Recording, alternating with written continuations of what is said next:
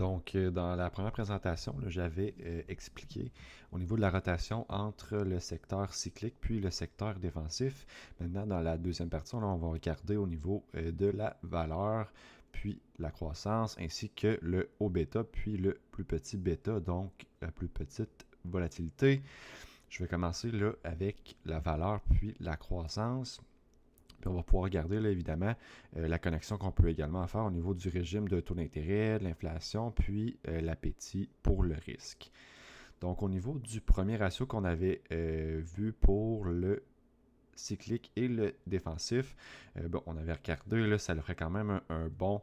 une bonne aperçu de justement vers où la tendance se dirige.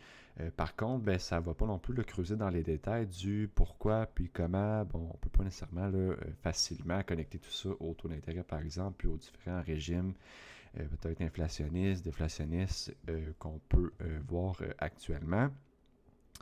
Donc, on va creuser là, finalement un petit peu plus en détail aujourd'hui, finalement, au niveau du ratio entre la croissance puis la valeur. Donc, le ratio ne va pas non plus là, capturer finalement la manière dont les investisseurs décident là, de détenir ou par exemple de disposer de la croissance. Donc, est-ce que les investisseurs sont plus conditionnés à aller vers des actifs où on génère un petit peu plus de revenus réguliers ou peut-être des actifs de croissance où les revenus ne sont pas nécessairement là, garantis, mais on peut aller générer là, plus de rendement là, à long terme. Donc, entre finalement la courte puis la longue duration. Puis d'ailleurs, ça va être la même chose au niveau des obligations. Donc, de là, pourquoi là, on va être en mesure de connecter tout ça finalement au taux d'intérêt qui est, je le répète, quand même la base au niveau des cycles financiers.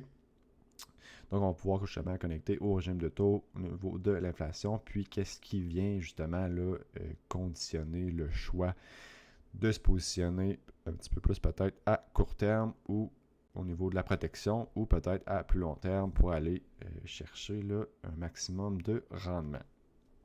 Donc, j'ai mis les deux types d'actifs. On va débuter là, par la valeur versus la croissance. Donc, du côté gauche, on a la croissance. Donc, ça peut être représenté là, évidemment par peut-être QQQ. On a bon ici, IWF, VUG, qui sont tous là, des ETF qui incluent des actions. Là, bon, par exemple, on a Apple, Nvidia, Microsoft, puis ainsi là, que, par exemple, des entreprises au niveau biotech, au niveau du cloud. Donc, toutes des entreprises, évidemment, on le voit quand même plus au niveau technologique où, bon, ils vont par exemple là, investir en recherche et développement. Par contre, ils n'auront peut-être pas nécessairement là, beaucoup de cash flow. C'est sûr que les entreprises comme Apple, bon, peut-être Nvidia, Microsoft ont des revenus plus stables que des entreprises en démarrage. Par contre, au niveau de la technologie, c'est un petit peu moins sûr parce que avec l'avancée et tout ça, surtout au niveau de l'intelligence aussi artificielle actuellement, on peut comprendre que tout va très vite, puis les revenus futurs sont pas nécessairement là, tous finalement constants puis garantis. De l'autre côté, on a le secteur de la valeur, donc à plus courte duration. Donc VLUE, puis toutes les autres, notamment le ETF de l'autre côté, qui représentent puis qui incluent des actifs où justement là, les entreprises ont des cash flows un petit peu plus réguliers à court terme. On a par exemple ici là, JP Morgan, Goldman Sachs, ExxonMobil ici, donc au niveau de l'énergie, par exemple des matériaux, puis des institutions financières. On a également là, Caterpillar ici. Donc, ça va tout être des entreprises, encore une fois, qui sont établies là, dans le temps, mais qui génèrent quand même à court terme là, un certain rendement. Puis, bon, relativement là, au niveau de ces entreprises-là, vont souvent aller verser aussi un dividende versus les entreprises à croissance qui vont, pour la majorité, là, préférer réinvestir ces dividendes-là là, dans la recherche et développement. Donc, on a le tableau des deux côtés. Puis où est-ce que je veux en venir? Bien évidemment, ça va se connecter directement au taux d'intérêt réel ici. Pourquoi? Au niveau de la croissance, étant donné qu'on est à plus longue duration, on est plus sensible au taux d'intérêt réel. J'explique rapidement. Si le taux d'intérêt réel augmente, ben, on va également là, s'en servir comme taux d'actualisation, donc tous les bénéfices dans le futur doivent être finalement là, convertis en dollars d'aujourd'hui, qui va nous donner la valeur de l'action là, en date là, du jour. Donc, si le taux réel augmente, ben, c'est sûr que tous les bénéfices, par exemple, si l'entreprise fait, par exemple, 1 milliard par année en bénéfices ou en profit ou en revenus ou quoi que ce soit, ben, converti en date d'aujourd'hui, si le pourcentage augmente de 1%, ça va avoir là, une certaine, quand même une bonne impact sur le prix là, actuel. Surtout si on se projette, par exemple, là, à partir d'un 30 ans, puis on revient en date d'aujourd'hui. Donc, 1% sur 30 ans, ça représente quand même là, une bonne différence. Donc, si justement ben, ce taux commence à augmenter là, ben, les investisseurs vont commencer à favoriser les actifs de valeur. Pourquoi? Parce que, ben, évidemment, les entreprises de ce côté-là ont des cash flows actuels qui vont, ben, naturellement, pouvoir être investis, bon, par exemple, sous forme de dividendes ou quoi que ce soit, ce qui va sécuriser là, le portefeuille à ce moment-là. Donc, si on a un risque où les taux d'intérêt réels augmentent, ce qui est d'ailleurs là, le cas quand même actuellement là, sur une courte période. Donc, si je regarde ici, je vais juste enlever ça ici.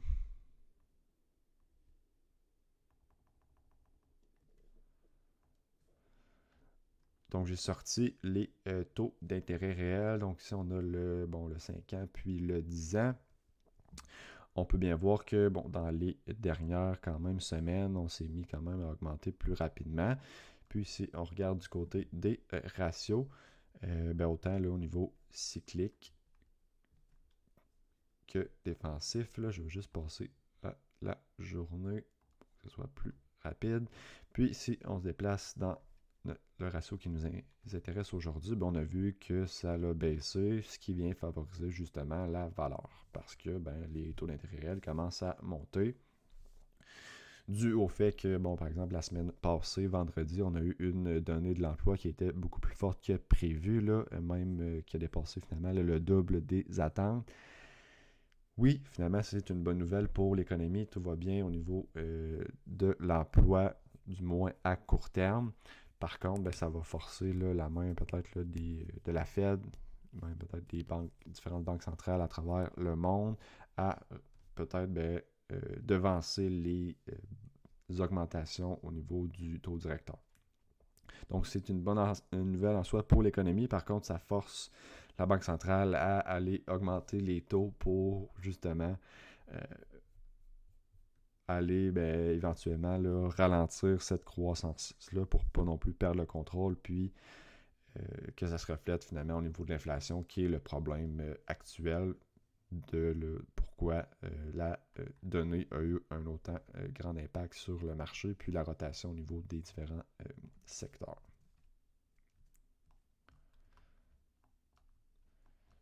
Donc ça ici.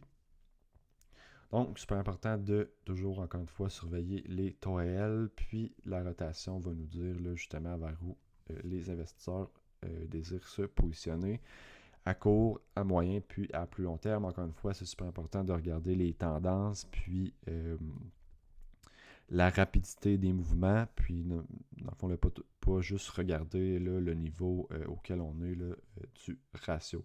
Donc, c'est identique à l'autre ratio qu'on avait mentionné. Donc, vraiment regarder là, de façon globale.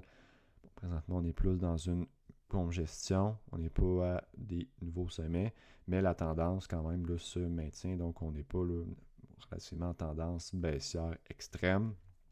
Ce qui nous indique que, bon, présentement, il n'y a pas de risque finalement majeur. Oui, évidemment, ça peut continuer un petit peu, le marché peut aller se corriger, mais on devrait retourner à moins finalement d'autres données qui viennent arriver, puis finalement là, que le cycle commence à changer de côté plus agressivement. Donc, au niveau de la croissance, donc quand que la croissance mène, ben, on va souvent se retrouver dans un bull flattener. Pourquoi? Bien évidemment, au niveau du long terme, les taux vont baisser un petit peu plus rapidement qu'à court terme. Donc la courbe s'aplatit en bull flattener. Les rendements réels vont baisser. Puis ça va favoriser les actifs de croissance, là, comme j'ai mentionné tout à l'heure, étant donné qu'on vient actualiser en date du jour au niveau des valuations boursières. Donc si les rendements réels baissent ou si les rendements réels sont plafonnés comme on avait vu ici, donc depuis 2023 où les rendements réels ont plafonné. Donc on se retrouve quand même là, relativement au même niveau. On n'a pas fait nécessairement de nouveau haut. Bon, ça augmente un petit peu là, dans les derniers jours. On va probablement le remonter encore un petit peu, puis commencer à redescendre. Mais si on commence ici, puis on break out, ben là, ça va être un signe de commencer vraiment là, à porter plus attention au taux réel, puis de faire attention au niveau du positionnement. Mais si finalement, actuellement, les taux sont quand même relativement plafonnés, puis c'est exactement là, depuis justement octobre 2023 que le marché continue d'augmenter. Oui, évidemment, on a eu certains risques. On avait eu début 2025 pour ce qui est des tarifs qui se retrouvent là. Bon, ici, on avait eu plus de volatilité au niveau des taux nominaux puis réels. Puis par la suite, on avait eu le conflit qui avait débuté ici, qui à partir d'ici ont commencé à augmenter vu le risque d'inflation. Puis le changement là, au niveau là, finalement du ton, par exemple là, de la Fed, où on commence tranquillement à anticiper là, des hausses de taux d'ici la fin 2026. Mais il y a quand même une différence là, entre l'anticipation puis le fait que les hausses se matérialisent. Donc, on est comme là, encore une fois entre deux. Donc, on a aussi une demande évidemment pour les obligations à plus long terme. Même chose que les actifs de croissance. Exemple, une obligation sur 20 ans, ben, on a moins de risques. Finalement, là, si le taux à long terme baisse, ben, l'augmentation de l'obligation va se faire naturellement de façon inverse. C'est souvent également le type de régime qu'on voit quand que, par exemple, la Fed, les banques centrales font un quantitative easing, donc vont acheter des actifs pour les mettre sur le bilan. Puis quand les taux d'intérêt vont être justement là, laissés finalement plus bas par la Fed ou les banques centrales là, à travers les cycles économiques, comme on avait vu en 2020-2021, avant que la Fed doive finalement là, commencer à augmenter les taux d'intérêt. Donc, quand que les taux sont suppressés finalement à la baisse par les banques centrales, ben, ça fait augmenter le capital qui se dirige vers les actifs de croissance. Puis, exactement, on est dans un régime où on favorise les obligations aussi, peut-être à plus long terme. Encore une fois, il faut faire attention parce qu'il y a d'autres étapes qu'on va voir aussi là, dans les prochaines présentations. Ça favorise les plus hauts multiples. Puis plus bas, ben, on a du côté de la valeur. Quand que la valeur mène, ben, on est en, par exemple, bear steepener. Les taux d'intérêt vont augmenter. Même chose que j'ai mentionné tantôt. À cause que l'inflation augmente, les taux réels ont plus de chances d'augmenter. Puis l'actualisation va se faire, puis va être plus impactante par rapport aux actifs de croissance qui ont les flux de trésorerie là, dans le futur. Donc, le capital va se diriger naturellement vers, par exemple, des obligations protégées de l'inflation, les entreprises énergétiques qui n'ont pas nécessairement là, de gros impacts, puis ont quand même des revenus, là, puis des cash flows actuels, bon, les matériaux, tout ce qui est de la valeur, des institutions financières, par exemple, ou peut-être des obligations à plus courte durée. Donc, on est souvent à bear steepener où l'inflation commence à être repricée, où les données sont plus fermes, comme on voit là justement actuellement. Par exemple, un PMI plus chaud au niveau des prix des manufactures, puis une reprise là, et également peut-être une poussée là, de l'inflation qu'on peut voir sur le marché. Donc maintenant, on passe à L'autre ratio, donc le troisième de la série qu'on va pouvoir là, ajouter finalement à notre arc, donc le haut bêta puis la faible volatilité ou finalement le faible bêta. Pour donner une explication simple, le ratio ici va représenter à quel point les investisseurs veulent aller chercher là, du levier dans le marché financier. Donc, une question qu'on veut se poser, c'est est-ce que le marché, les investisseurs s'engagent plus vers le risque ou ils se dirigent discrètement vers un abri pour se protéger, peut-être justement de leur rendement qu'ils ont déjà accumulé ou en vue peut-être d'un nouveau risque qui pourrait se développer et qui pourrait faire chuter le marché là, éventuellement. Donc, un abri pour se protéger d'un certain risque. Donc, au niveau du bêta, là, juste pour faire simple, pour ceux qui ne savent pas nécessairement c'est quoi. Donc, si on prend par exemple le S&P 500, si par exemple, qui va représenter ici le marché, si le marché, exemple, augmente de 1%, puis on prend un actif, une action qui a un bêta par exemple de 2, à force égale, l'actif qui a un bêta de 2 va augmenter de son côté par exemple de 2%. Donc, si le marché fait 2%, au niveau de l'actif qui a un bêta de 2, l'actif va faire 4%, et ainsi de suite. Même chose à l'inverse, si on a un bêta, par exemple, négatif. Puis ce qui se passe, c'est que les actions, par exemple, de valeur ont souvent des bêtas un petit peu supérieurs à 1 ou un petit peu inférieurs, donc qui se dirigent là, qui tournent autour là, du 1%, qui vont suivre relativement quand même bien le marché. Par contre, les actifs de croissance vont souvent aller dépasser ça. C'est pour ça qu'on voit les actifs au niveau technologique souvent là, surperformer le marché sur une plus longue période parce que, évidemment, le bêta est plus haut.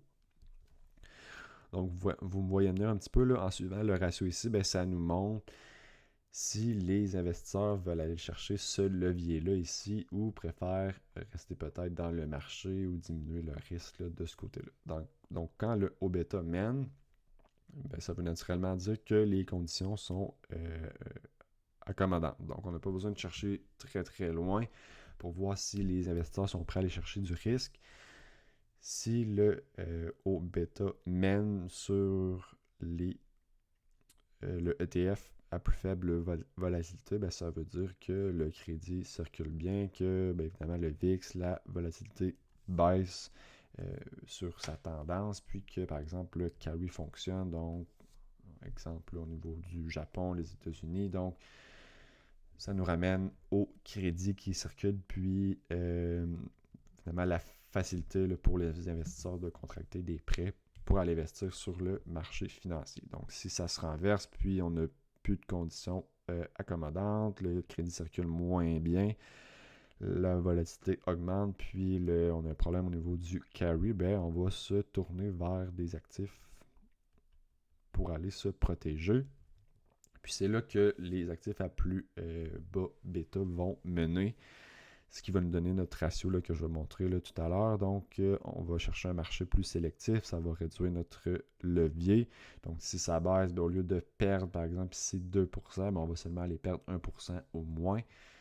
Versus si on était resté dans le bêta de 2, par exemple, ou ça peut être plus que 2 également, où on aurait perdu là, un plus grand pourcentage là, sur le portefeuille.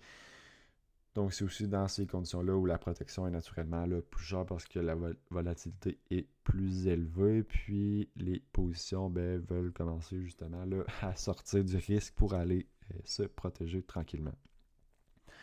Donc, même chose que les autres ratios, c'est vraiment le chemin qui importe et pas nécessairement juste le niveau. Donc, même si on est au sommet, il faut regarder naturellement la tendance, peut-être à quel point aussi on est élevé dans le ratio. Puis si on commence à dériver graduellement, c'est probablement un signal de fin de cycle. Encore une fois, il faut regarder sur plusieurs échéances, dans le fond, là, sur plusieurs, par exemple sur la semaine, le jour, par exemple sur le 4 heures ou sur le mois pour voir là, les tendances puis réellement là, comprendre la toile de fond.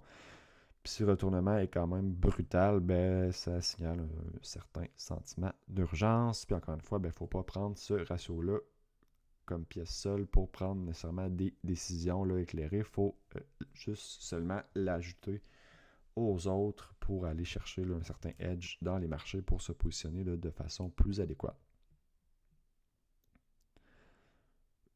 Donc, pas toujours finalement là, regarder nécessairement quel camp gagne, mais lequel des deux camps va gagner entre le plus petit puis le plus haut bêta, mais il faut également regarder là, à quel point les investisseurs vont se positionner d'un côté là, ou de l'autre.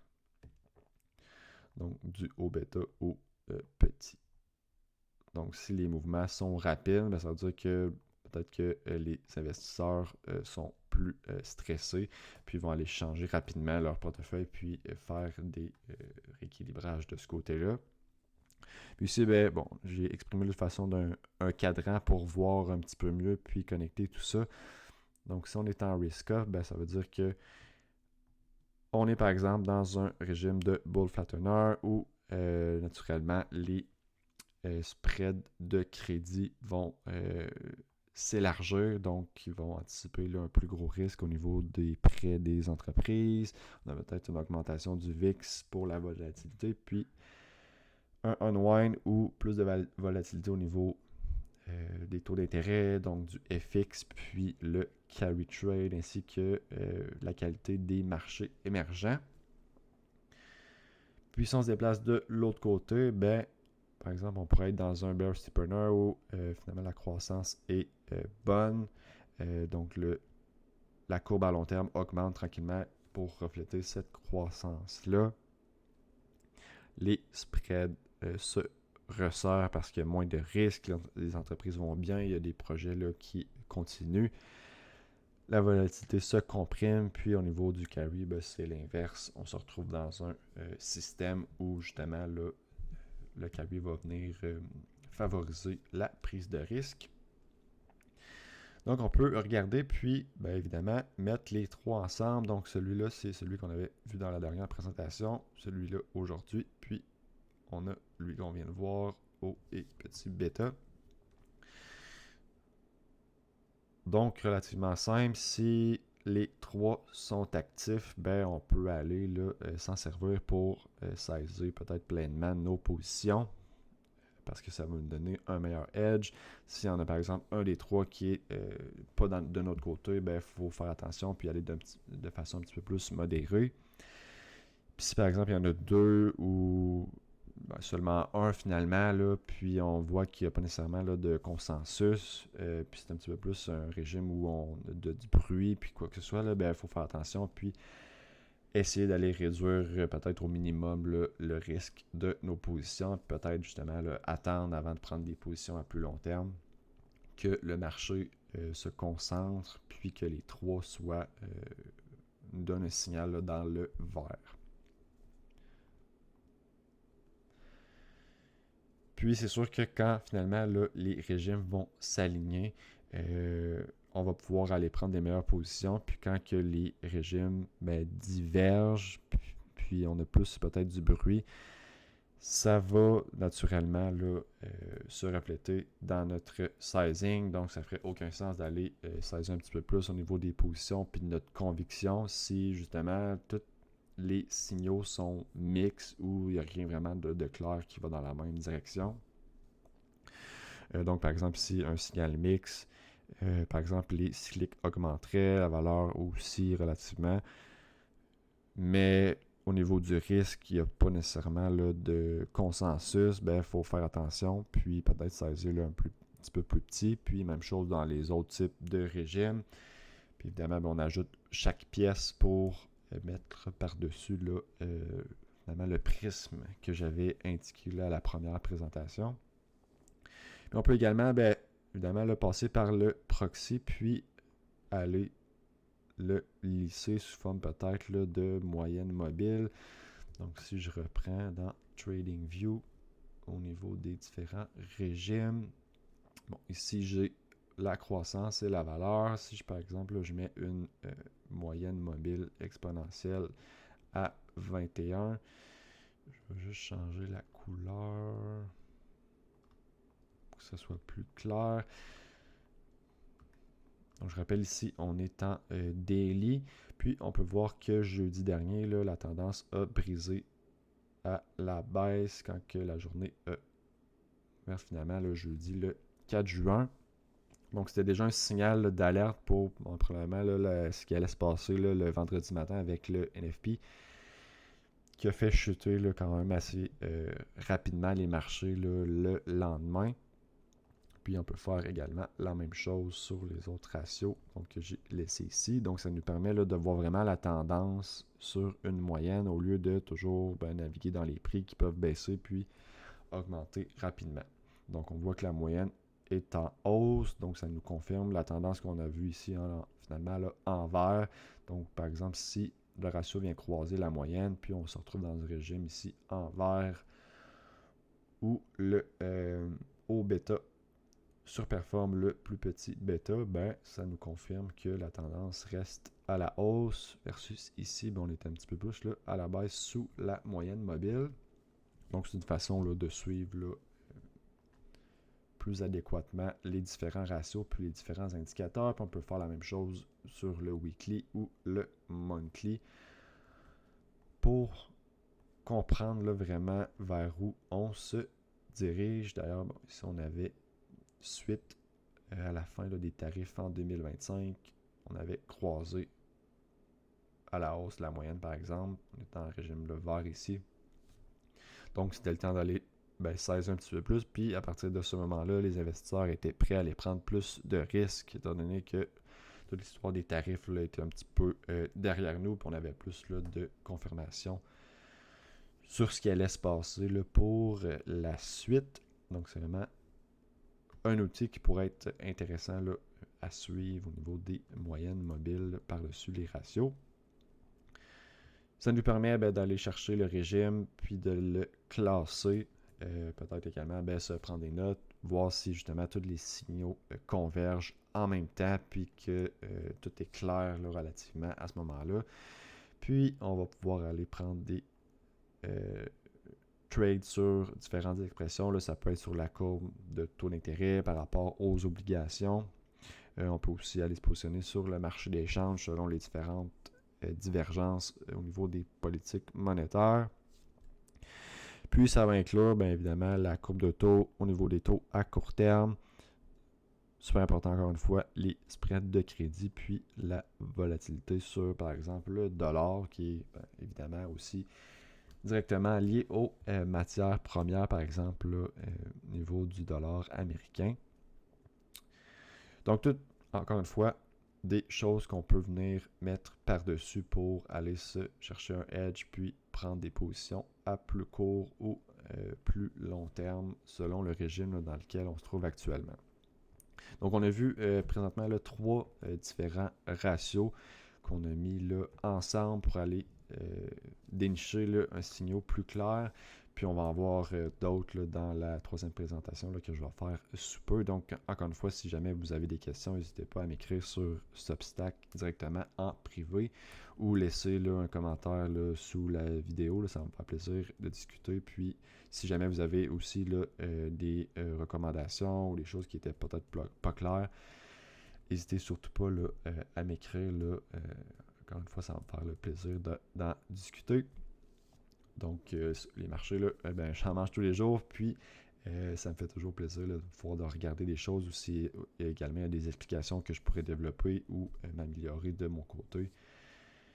Ça va être super pertinent là, pour les prochaines présentations, puis tout va converger vers un signal là, de plus en plus clair pour prendre des positions sur les marchés, puis comprendre les cycles de crédit, puis avoir un petit avantage là, sur peut-être les autres investisseurs qui ne regardent pas nécessairement la macroéconomie, puis les différentes composantes au niveau de l'inflation, la disponibilité du crédit, puis la croissance, les courbes de taux d'intérêt, puis tout ce qui vient là avec ça.